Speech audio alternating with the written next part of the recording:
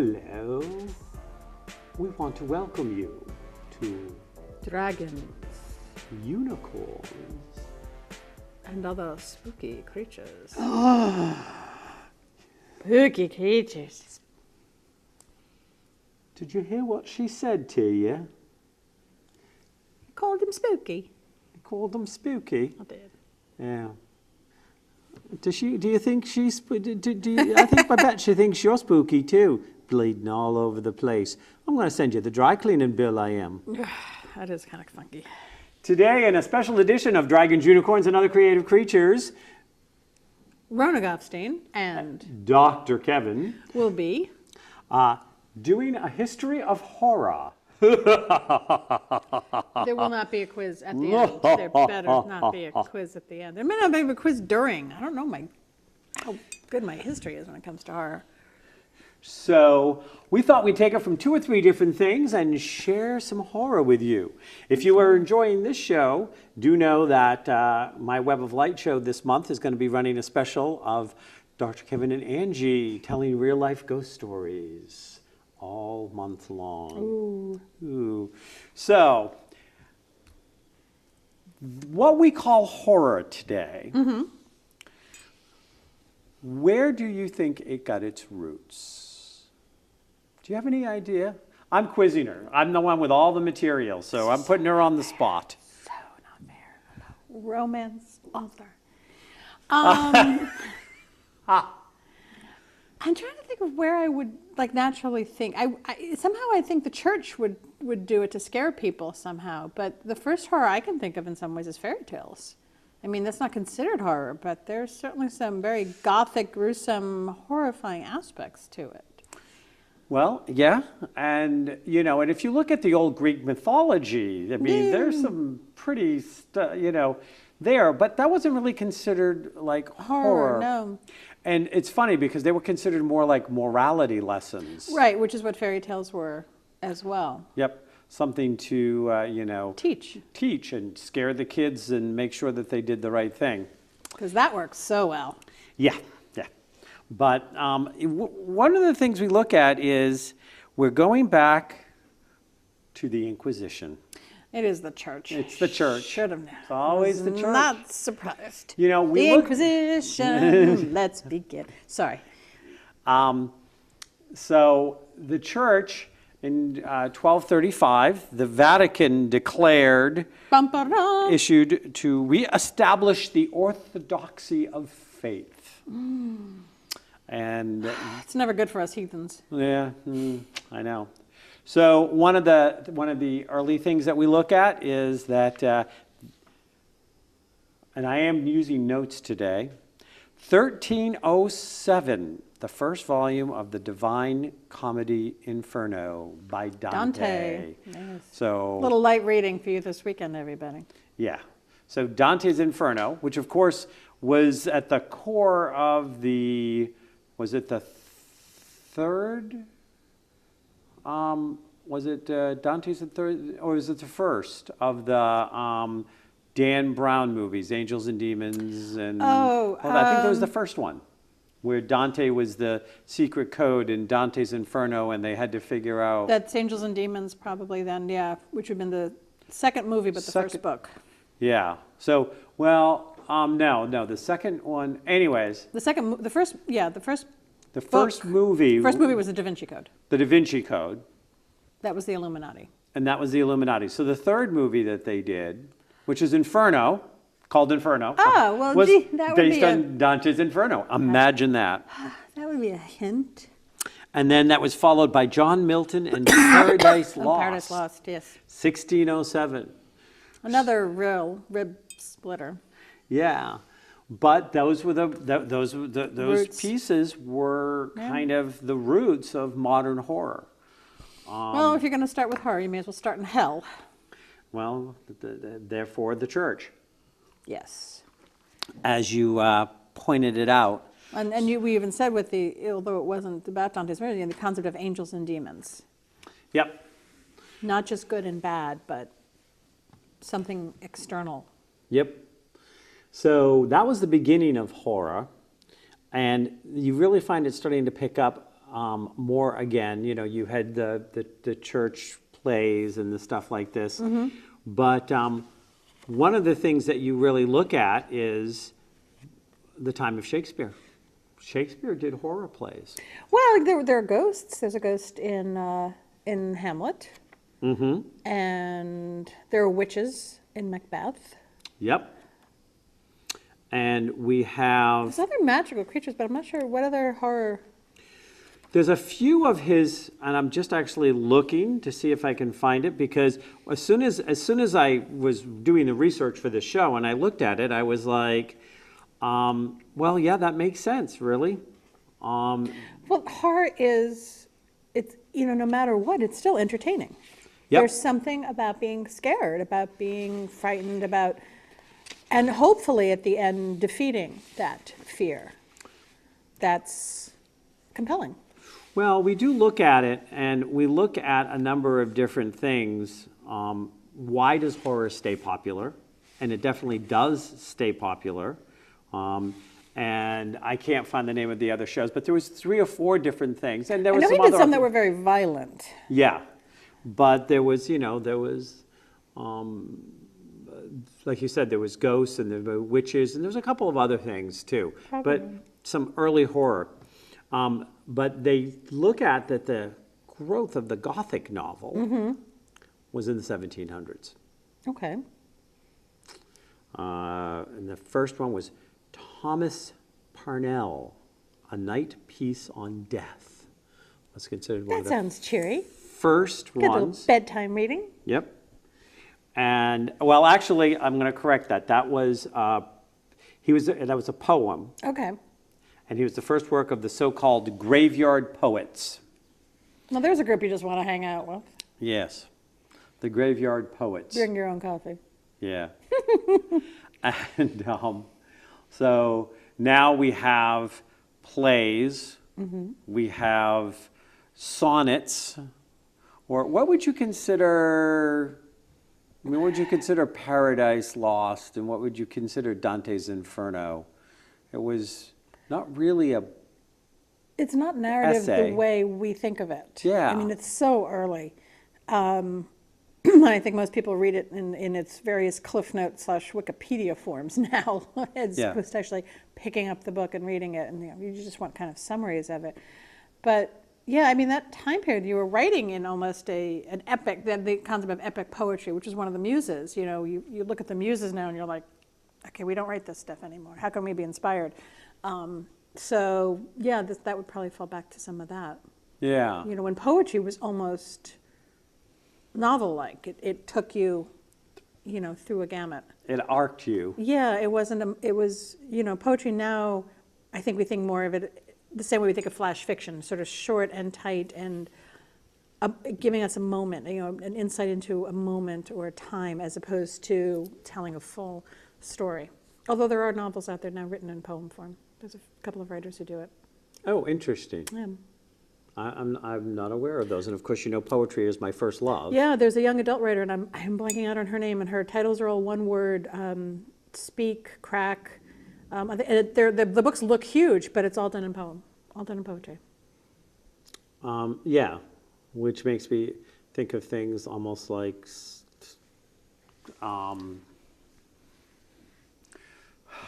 couplets or sonnets or something around those. The great, if you look at some of the early Greek stuff that they did, that has that kind of feel to it. Yeah, and certainly, I mean, the whole point in ancient Greece and stuff was to not force feeling, but to instill and create feeling, and very different, all sorts of different ones, cathartic ones, huge amounts of laughter. And fear can be a very cathartic feeling. I mean, anybody who's ridden a great roller coaster knows that once you get off of it, I mean, that lightness and that sort of, airy head, because you've been screaming or whatever, that sort of, I survived, I conquered it, I won, whatever the feeling is that adrenaline rush is very appealing. Now, part of it is to make you feel alive. Yes. Also, part of it is to make you feel that your own life is not so bad. Compared to. Compared Yes. to. But you've never been interested in writing horror, have you? No, I mean, I've done it on, I think, 3 occasions. Was invited to anthologies that were dark because a lot of my friends write dark fiction. And I actually collaborated with author Scott Goudsward on 2 anthologies that were retold stories, retold fairy tales using zombies and retold fairy tales using H.P. Lovecraft's Cthulhu world. And I have to say, writing in those was just, I did do a zombie one, I did Beauty and the Beast, because I love my fairy tales, and certainly they lend themselves to horror, to adding it in there. But I find it very challenging I have to write short when I write in those genres. I tend to write much shorter. Yeah. Well, and there's, and we're going to get back to the history of horror in a minute, but there's a lot of different, horror in of itself is just not a singular genre. Any more than romance is. You have dark fiction, and under that, there's so many versions. You have the things that go bump in the night. You have haunted houses. You have things that are very bloody and gory, and things that are just sort of that underneath the surface, sort of seething thing that really gives you the willies. Yeah, and you have your psychological suspense, which, when done well, is horrifying. Absolutely. I find that when I stop and look at horror, and when I've had to stop and write it, I come from a different place, both when watching it and when reading it or when writing it. I have to think about, and this can be very scary, both as whether you're enjoying it or working it, vulnerability. Oh yeah. You have to start from vulnerability. When you think about the great horror movies, think about Psycho. She is naked in a shower. That's pretty vulnerable. Mm-hmm. The fish out of water, the tourists in an unknown location. There's so many stories. Cut off, trapped, surrounded by people you don't know. It starts from vulnerability and whether or not you're going to be able to survive that. Well, and there's almost a kind of horror aspect to something like the Poseidon Adventure. Sure. The ship is going down. It would never have been classified as a horror movie. No, it's billed more for the action of it. But But you are in a very vulnerable position, and horrible things are happening around you. Yep. I mean, and certainly in those opening moments when the ship flips, whether you see the original or the not very well done reboot, realizing that people are witnessing other people literally dying all around them. Yes. That immediately changes anybody who's going to survive for you for the rest of the book or the movie or whatever it is. They've been changed. Yep. Absolutely. And that's a very different thing, for example, than romance. I mean, yes, romance has things happen that change a character, but not quite that same sort of punch to the gut the way horror, has a. I mean, that's a real. That's a shift from, black to white. From the safe world to now the unsafe world. Yeah. Well, and it's very interesting because I've dabbled. Some people have said that the one-woman show I did, Mama Knows Best, right, which got turned into the movie. Right. That got classified as horror by the film people. That's interesting. But it's all psychological horror. Yeah, I mean, and there's only one person in the whole movie the whole time. Yeah, I mean, that's the sort of thing that stays with you. It makes you wonder if they would classify originally a play and then a movie like Night Mother as horror, which takes place between 2 women as one tries to make everything okay for her mother as she prepares to kill herself. Yep. There's that whole, horror just isn't like, chainsaws and bloody and stuff like that. And in fact, as far as the horror genre goes, that's the kind that I just don't even want to tolerate. I mean, it's just not that. I'm like, no. Usually in those long-running series, the Friday the 13th and Nightmare on Elm Street, because it's not the genre I seek out, I will watch, though, the first one in a long series, because generally that one actually, there's a reason it's turned into this enormous franchise. And the first one from Nightmare on Elm Street is not just scary, it just like messes with your mind because of the whole dream within a dream concept. Yeah. And the first Saw, which also has a psychological, I mean, it has a very bloody, gory, horrifying aspect to it, but it also has a very psychological aspect of what would you be willing to do to save your own life. And then there is the horror movie that was written to scare every professional writer for their whole life. Do you know which one I'm talking Misery? about? Yes. The Stephen King novel Misery. I am your biggest fan, she says to him over and over again. And Yes. and as she literally hobbles him, as most people aren't aware of what that actually means, it means putting a piece of wood between somebody's ankles and breaking them against it. Yeah. Yeah, it's truly horrifying and unusual. A case where, because we've talked about the Oscars before, a case where a horror movie won an Oscar for someone. She won the Oscar for that role. Kathy Bates. Yes. Yeah, she did a great Brilliant job. So back to the history for a moment. So in 1765, the Castle there was of a Otranto, fun year. that was what was considered the first Gothic novel. Ooh. There'd be another dramatic turn in 1816 Good year for horror. when Lord R. Percy Shelley, Mary Wollstonecraft Shelley, Wollstonecraft Shelley had a writer's retreat. and Dr. John Polidori shared a villa at Lake Geneva. They went away to write, and Mary changed the world. Likely, yeah, well, I know some people that would say that too, but they wouldn't be talking about Frankenstein. But that is what she did. She wrote Frankenstein, what's considered by many to be the first real horror or speculative fiction novel. Yep. They say in the research I did that actually Mary Shelley originated the genre of science fiction with. It is science fiction because it's the concept of how can you create, recreate, sustain, or bring back life from death. But they did it because they were going to have a ghost story writing contest Yes. I think on she won. Laudanum.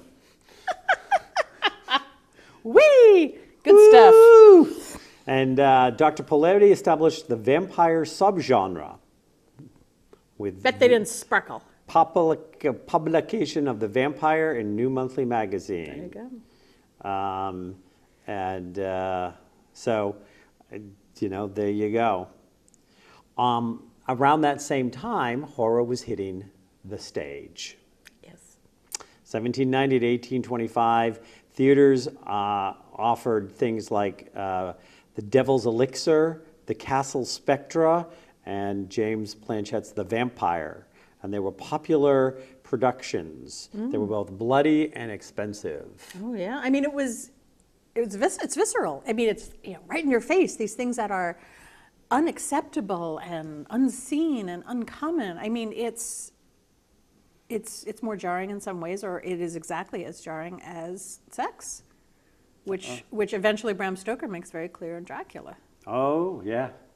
The whole thing, and of course, that took a whole turn when you started letting, when the genre caught up with seduction is power, and it wasn't like, the vampire's only gonna, basically bite pretty women or, subhumans. Right.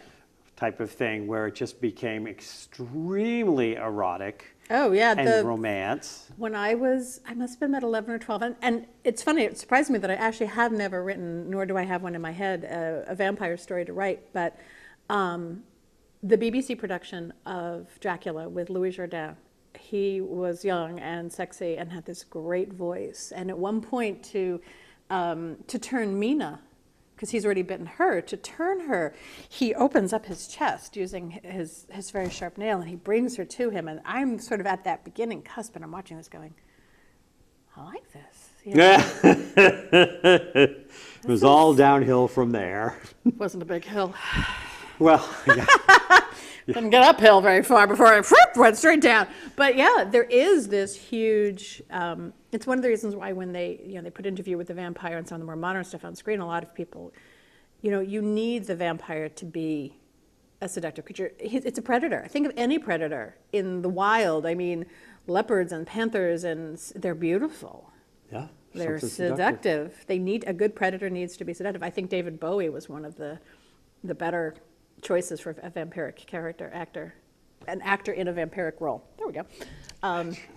Because he is so seductive, and he's uniformly seductive. Men, women, plants, Whatever. You got it, and I think he was an excellent choice, whereas Tom Cruise and Brad Pitt in Interview with a Vampire, God, what a mess that is.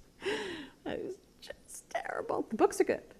That movie is wretched. Love the books. Love the books. So, well, I have to tell you, so we're talking about vampires, so I have to tell you my vampire story. This is, I don't even want to say how many years ago it was, but I was single, and it was pre-internet days. Dark days. And I actually was going on a blind date with somebody that I had found in one of the classified ads.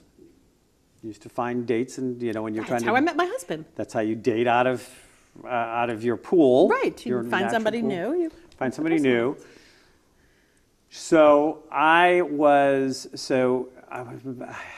had to have been my early 30s, because I had started my spiritually based business. But I was single, and this guy was a psychiatrist or psychologist, but he was like a more traditional head shrinker. So we went, and we were having this date, and it was during, I think, the time when Interview with the Vampire was out in the movies, and we started talking about something, and I very much said, well, I always thought it would be cool to be a vampire. I'd love to be a vampire. It's like, really? Why would you want to be a Sleep all vampire? day, party all night, stay young forever. I was like, It's the Lost Boys. Yeah. I'm like, well, why would I not want to be a vampire? Well, you'd have to kill people. I said, yeah, but I could pick and choose who I kill. I said, I'm okay with the idea that there are some people that, Guy sure looks like plant food to me. Yeah. Yeah, absolutely. Some people, Yeah, some people got that joke. I did. Not everybody. Little Shop Shop of of Horrors. Horrors. Go look it up. So anyways, but so I said, look, I get to live forever. I get to play justice. I said, some people that get off with crimes out of technicalities or because they bribed people. I said, and of course, that was before I saw a series that they did called Forever Night, which came out of Canada, about a cop who was making he was making, what's the word? Making up for being a vampire for like 300 or 400 years. Oh, okay, yeah. Restitution. Restitution. Yeah, restitution. I was actually thinking my Jewish lexicon is gone right now, because there's a Jewish word for it, and it's in the side of my head, and I can't push it out. Anyways, so after this date, I discovered this series where he became a third shift cop, and nobody knew he was a vampire. Perfect. So a third shift, a vampire, which would need to be at night, so third shift cop. Homicide cop. Homicide cop, killing the people who deserve to be, who got off. Well, sometimes he did, but he'd go after the bad guys and stuff like that. And if they were going to slip through a loophole, they weren't slipping through his. Yeah. Gotta like it. Absolutely. So anyway, I finished this date with this guy, and I'm like, yep, I'd have no problem taking blood. I'd have no problem not seeing sunlight. I could live forever. Blah, blah, blah, blah, all of this stuff. And could you imagine, he never called me back for a second date. Well, his loss. I'm going to wear fangs for your wedding. Yes. So who do you think brought the Gothic novel or the Gothic tradition to America? It wasn't me. 1833. 1830. I don't know. Who would it have been then? Wait. Nevermore. I was about to say, are we up to Edgar Allan Poe? Yep. Cool. Edgar Allan Poe. And we're back to poetry. And we're back to both. Poetry and prose. Poetry and prose. The Message in a Bottle was his first work that was considered bringing it over. And then after that, you had a whole... I think The Telltale Heart was the first horror I'd ever actually read. Yeah. And that's suspense horror. That's suspense. He's done something in his own... You don't know if it's actually a beating heart or just his own guilt, which we all understand, that concept of Yep. You did something wrong, they're going to catch you, they're going to catch you, they're going to catch you.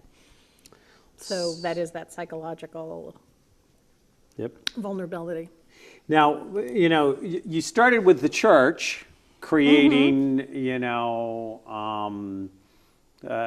of the darkness and all the horror and the Spanish Inquisition, and in of itself, just a history book written about that would be considered a horror. Unfortunately, it's gosh. not novel, No, it's nonfiction. nonfiction, but it would definitely qualify for horror. Yes.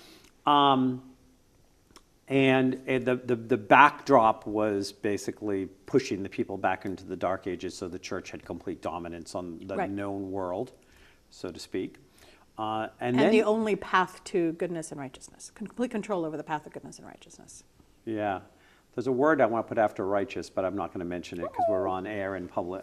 Anyways, public access. Look it up. So the next move was actually tied to the Industrial Revolution. Well, that makes sense. That's a pretty horrific looking sounding, it's a change and it's going to frighten people. We've moved from the farm life and the agrarian life and the things that were familiar. Now industry and cities are going to have the power. That's pretty frightening. And you had more people than ever that were literate, that could read, Yeah. that had a life they needed to escape from. Yep. And you end up with the Penny Dreadfuls, the series of the Penny Dreadfuls. Which Showtime brought back as a series. Yeah, I The never name of watched it. I haven't either, but I do have friends who have enjoyed it. So. Yeah. And at this time, And you should describe, for people who don't know, Penny Dreadfuls were sort of these, they were literally that. They were small and short and frightening and yeah, not quite, I mean, they were prose. Yep. Not as short as Flash, but probably around the short fiction, not comic book, but that sort of mass appeal. Like Yep. Pulp Fiction. It was a like- horror version almost of. a Pulp Fiction, early comic book Yeah. type, setup. So during then, now this surprised me, I didn't know it. Okay. A story was written that went on to become an award-winning Broadway musical. Any idea which one? Okay, a story from a Penny Dreadful that went on to become a Broadway musical. Whew, no, you're going to give me a little more than that. Sweeney Todd. Pretty- It has to be Sweeney Todd. Sweeney Yes, Todd, the demon barber of Fleet Street. Sweeney Todd. And boy, if you have not, there is more arterial spray Yes. in that movie. I mean, he's a barber, so he's going to be cutting. Yeah, that's a pretty bloody. Yeah. It's a very bloody musical. It's an extremely bloody movie. Yes. And as I think I've mentioned before, I got to see Angela Lansbury and Len Carew do it on Broadway. Oh, they were brilliant. They was just And incredible. unfortunately, the recording, they recorded it, but George Hearn had taken over the role at that point. He's very good, but he's not Len. Yeah. But yeah, I mean, and that, it even sounds industrial too. When they adapted the Penny Dreadful to the musical, it has that clanking sound. And of course, this is not an external horror. This is not a vampire. This is not a golem. This is not an alien. This is a man who has just turned his back completely on what we would consider moral. Yep. But it's been done because of an immoral world. Yes, he's up until the point, to and through the point where he's only going to kill the judge. We're good with him. And then, of course, When he can't kill the judge, he decides to kill everybody, and we lose all Rage. sympathy for him. And of course, because of that, he must lose everything, which he does in the very end. Not just his life, but he loses what mattered most to him. Yep. And that not redeems him, but as the viewer, as the person experiencing, at that point, we're like, okay, he got what he deserved. So that was in 1847. Wow.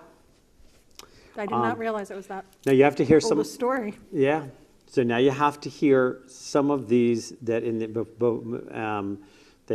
they came up with. This is when you started having things come up like Varney the Vampire was written, Please tell me he wasn't a purple dinosaur. and Wagner the Werewolf. We just had Ashlyn Chason, and she has vampires and werewolves in her stories, and I'm thinking she would, and they're funny. I mean, she writes with humor, but even she would not have Wagner the Werewolf. And Vicky Vampire, whatever his name was. In the mid 1800s, and probably Sweeney Todd was a little bit of a precursor for this in my head. You then started to have that people that were writing horror books based on true events. Oh, well, gee, isn't that wonderful, guys?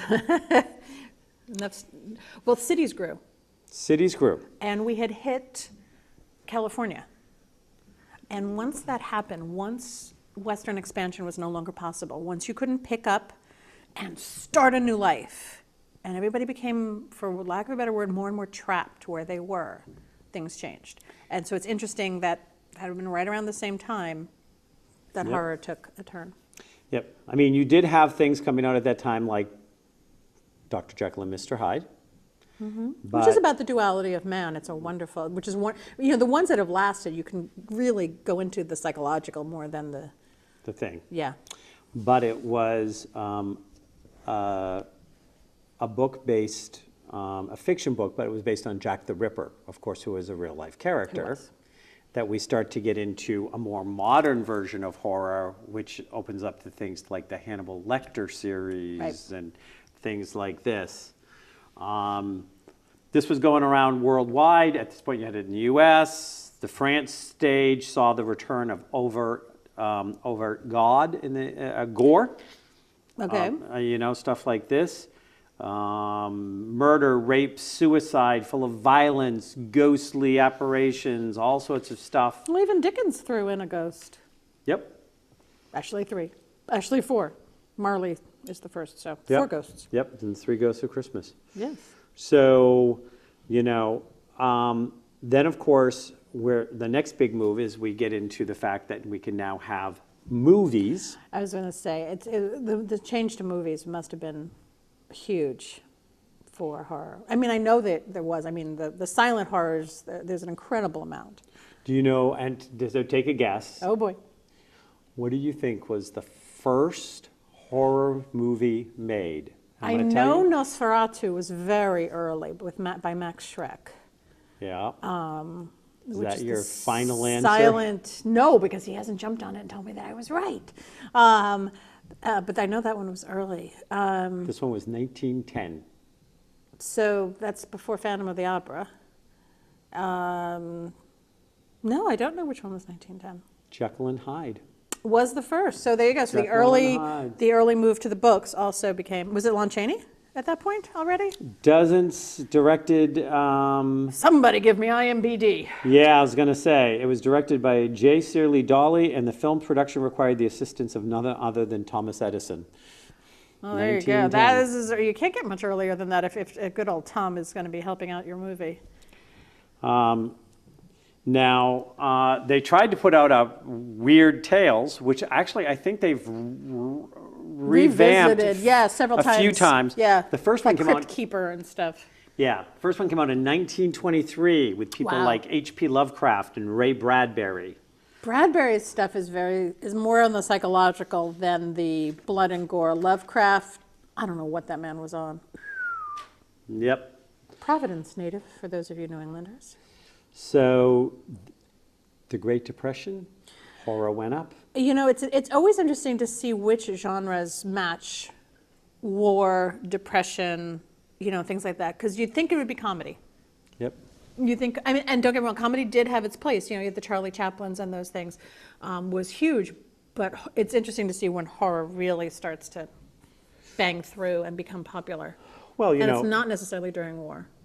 No, but yet Dracula or Werewolf, those were actually all post-war, late 40s, early 50s, most of those came out. Yeah, Dracula the Mummy came out in like 39, I think. I was going to say Dracula's pretty early, actually, because that was Todd Browning, and he did Freaks after that, and then he did nothing else, and that was the early 40s. Early 40s, so that period in between World War I and II, that incredible time of unrest.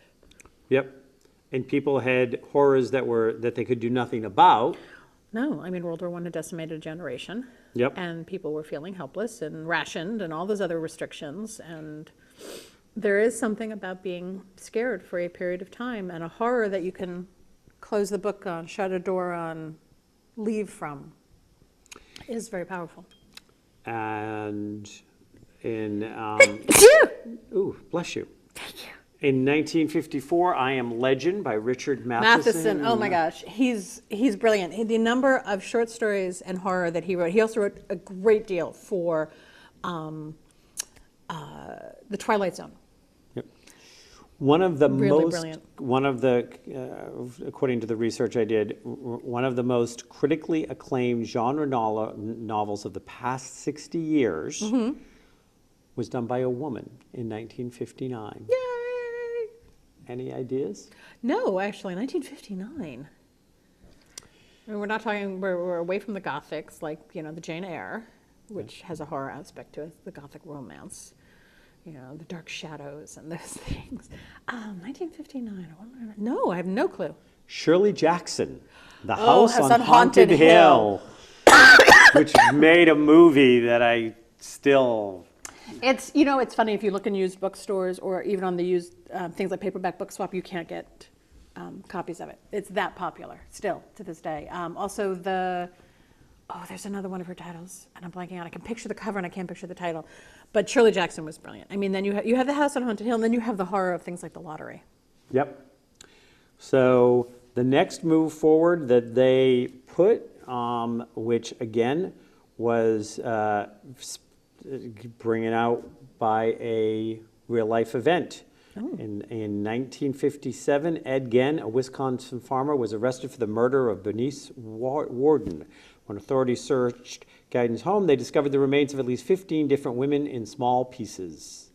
He admitted to exhuming bodies and committing acts of cannibalism. Charming. So, and this was the first time the serial killer aspect came into the movies, Right. which was Psycho. Right. As opposed to something like Jack the Ripper, which was more. It was just a different style and a different time. Yeah. So yeah, Psycho. That's an interesting segue from one to the other. Yep. From that incident to that movie. So there was a couple of different things, some highlights, and I want to move on to another part of this in a second.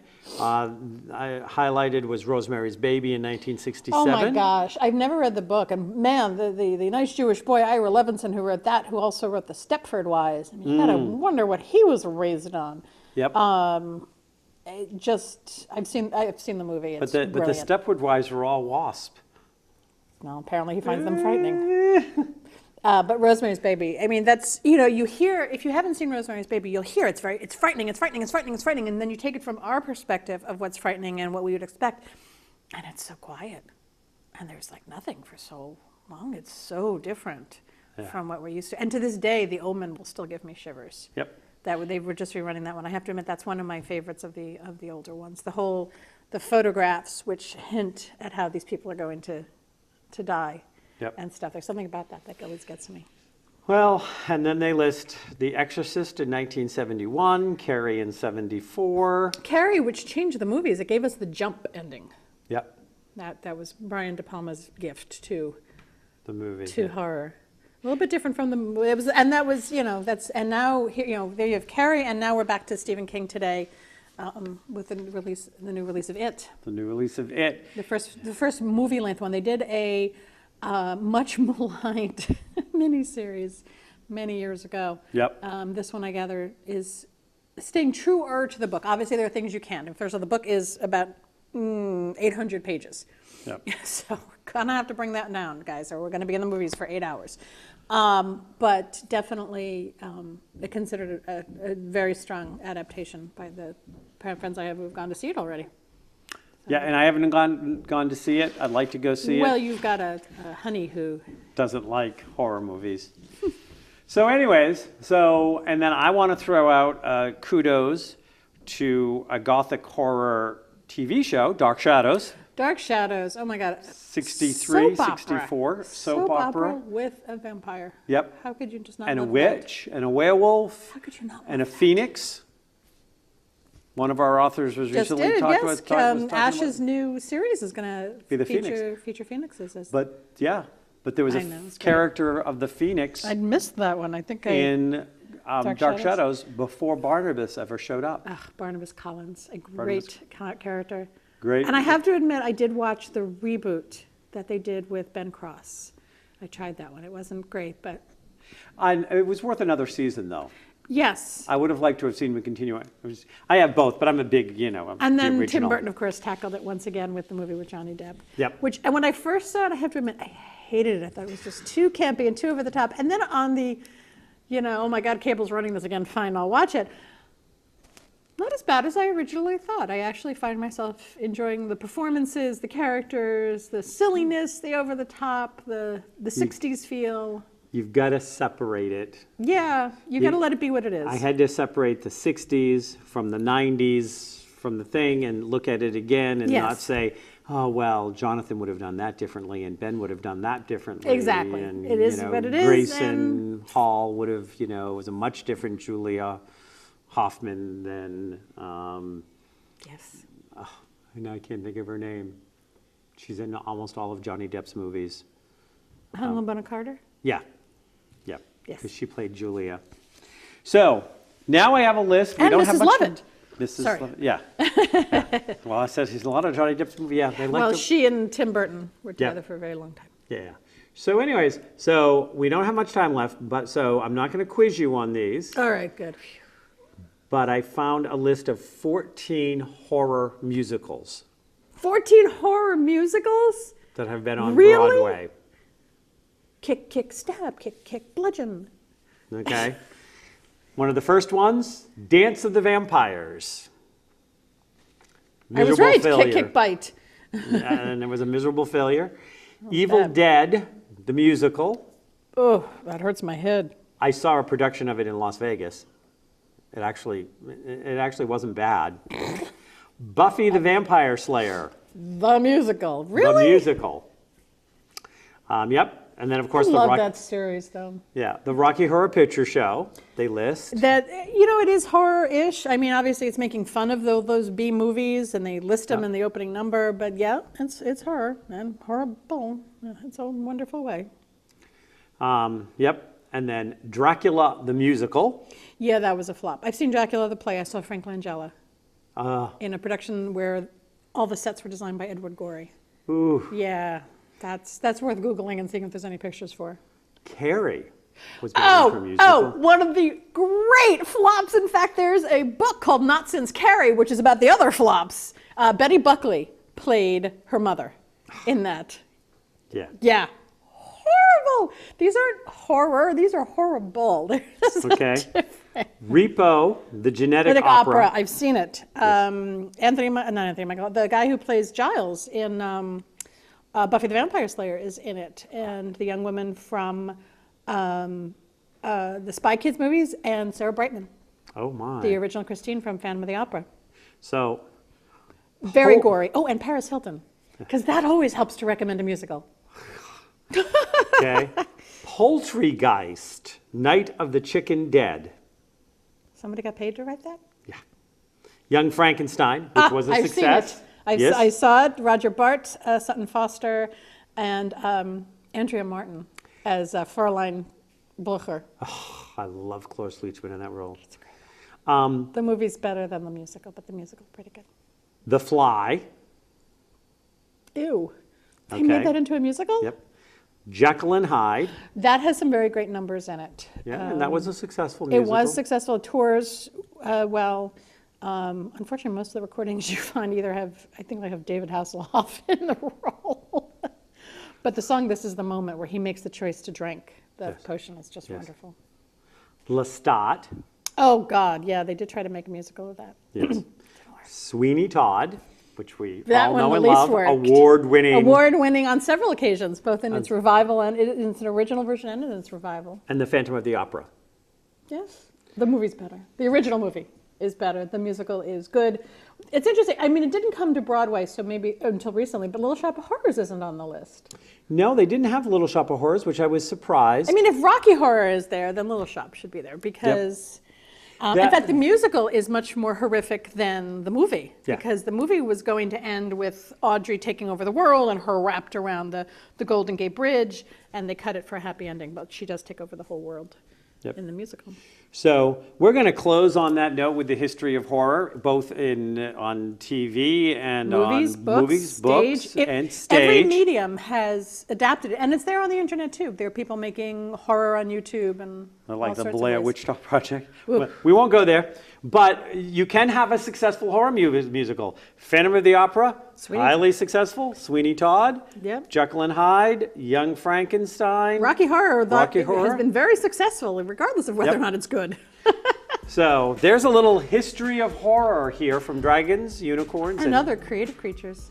And remember, sometimes when your life gets really scary, the best thing you can do is pick up a good Stephen King novel. It will be even scarier. Namaste.